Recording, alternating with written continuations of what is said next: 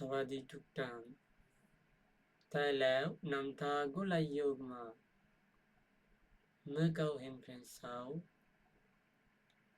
นอนอยู่ในโลงศพพร้อมกับกระดาษโน้ต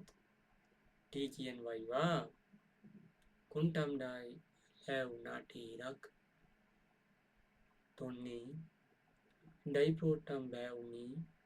ทุกวันด้วยฉันรักคุณในวินาทีนั้น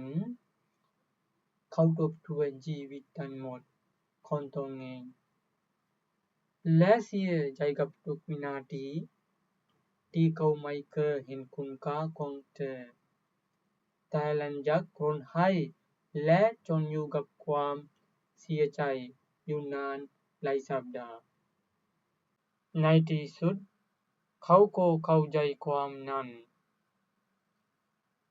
ทุกคนที่คุณรักต้องจากไปสักวันหนึ่งหากคุณไม่เตรียมใจไว้คุณจะต้องหลั่งน้ำตาดังนั้นจงเตรียมพร้อม